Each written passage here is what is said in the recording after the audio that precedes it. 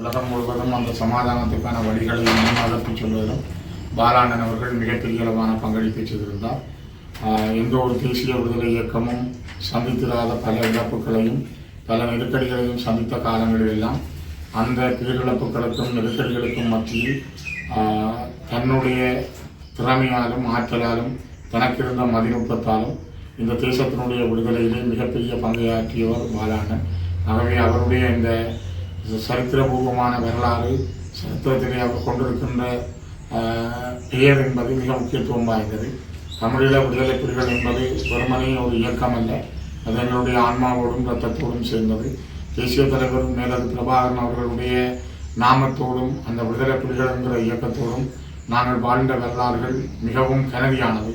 இப்பொழுதும் கூட எங்களுடைய தேசமும் எங்களுடைய மக்களும் நினைக்கப்படுகிறார்கள், எண்ணப்படுகிறார்கள் என்றால் அது ஒவ்வொருவருடைய அர்ப்பணிப்பும் தியாகமும் தான் அதுக்கு காரணம். அதே போல சமாதானத்துக்கு விடுதலை புலிகள் எதிரானவர்கள் அல்லது சமாதானத்தை விரும்பாதவர்கள் என்ற ஒரு தோற்றப்பாட்டை இலங்கை அரசு பல காலங்களிலே முன்னெடுத்து கொண்டிருந்தது.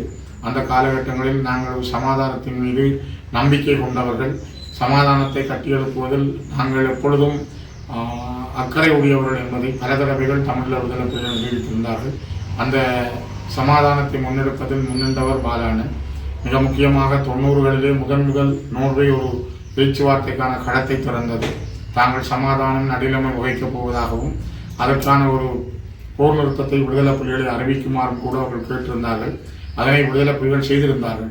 ஆனால் அதற்கு பிற்பாடு நடந்த பிரேமதாச அரசிலே மிகப்பெரிய யுத்தம் கட்டவிழ்த்து விடப்பட்ட பொழுது உலக நாடுகள் அவருக்கான இலங்கை அரசுக்கான யுத்தத்துக்கான உதவிகள் செய்தார்களே தவிர சமாதானத்தை கட்டி வளர்ப்பதற்கு யாரும் முன்வரவில்லை. நோர்வேயும் கைவிட்டிருந்தது. அதே போல குகைக்கஸ் என்கிற ஒரு அமைப்பு அவர்களும் இந்த சமாதானத்தை கொண்டு செல்வதிலே தாங்கள் பேசுவதாக இங்கே வந்தார்கள். மத தலைவர்கள் வந்தார்கள். எல்லாருமே சென்று வந்து போன பிற்பாடு தான் 2001ஆம் ஆண்டிலே இந்த பேச்சுவார்த்தைகள் ஒரு தளத்தை எட்டியது. அந்த தளத்தினுடைய காலங்களெல்லாம் பாலாண்ணன் ஒரு முக்கியத்துவமான பாத்திரத்தை வகித்திருந்தார். அவருடைய அந்த முக்கியத்துவமும் அவருடைய வழிமுறைகளும் மிக மிக கனதியானது. ஆகவே பாலாண்ணன் அவர்களை நாங்கள் நினைவிலே கொள்ளுகின்ற இந்த நாட்கள் என்பது எங்களுடைய தேசத்தினுடைய ஒவ்வொரு குரல்களும் தேசத்தினுடைய ஒவ்வொரு அங்கங்களையும் மனதிலே நினைக்கிறோம் என்பதற்கான ஒரு சான்றாக இது அமைந்திருக்கிறது. ஒவ்வொருவருக்கும் உடைய பொறுப்பு. நாங்கள் இந்த பொறுப்புகளில் இருந்து விலகிச் செல்லாமல் இதனை கட்டி வளர்க்க வேண்டியதும் அவர்களை நினைவிலே கொள்ள வேண்டியதும் காலக்கடமை என்று நான் கருதுகிறேன். நன்றிகள்.